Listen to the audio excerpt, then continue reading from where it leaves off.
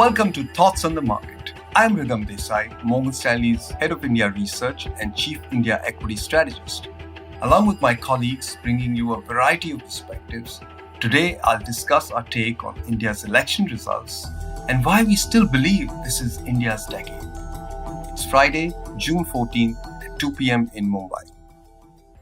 India's general election results are in, and the world is paying close attention. The most important aspect of the BJP-led NDA retaining its majority is policy predictability, something equities tend to thrive on.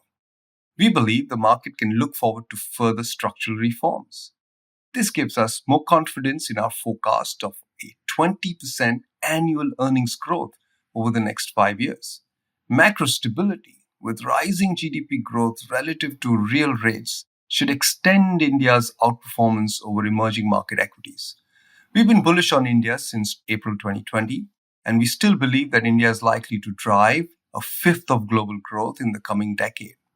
This will be underpinned by increased offshoring of both services and manufacturing, as well as the energy transition and the country's advanced digital infrastructure.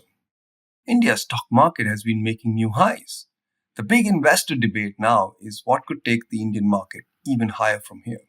We believe share prices are yet to bake in a number of positives, such as India's newfound macro stability, a likely fall in its primary deficit moving into a primary balance, and a fast evolving deep tech sector, to name just a few.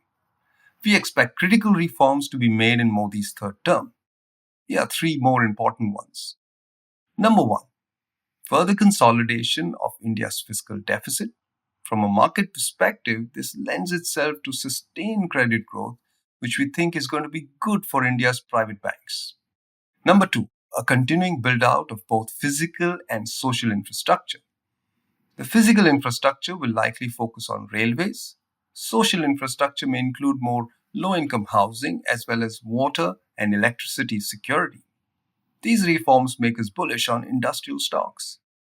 Number three, further growth in India's manufacturing prowess. The government will likely focus on improving competitiveness via fiscal incentives and by building infrastructure within such industries as defense, electronics, aerospace, food processing, and renewables. We expect India's energy consumption to rise by around 50% over the next 5 years, with increasing contribution from renewables. From an equities perspective, we think consumer stocks are well positioned, as nearly 100 million families could move into the middle income bracket in the next decade. At the top end of the income pyramid, India's affluent households could quintuple to 25 million over the coming decade, which should support a surge in luxury consumption. Of course, there are plenty of risks, even with the elections behind us. From various capacity constraints to geopolitics, the impact of AI and climate change. But even with all these in mind, we still believe this is set to be India's longest and strongest bull market ever. Stay invested.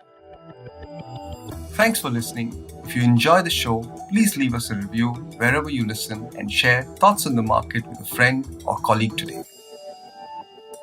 The preceding content is informational only and based on information available when created. It is not an offer or solicitation, nor is it tax or legal advice. It does not consider your financial circumstances and objectives and may not be suitable for you.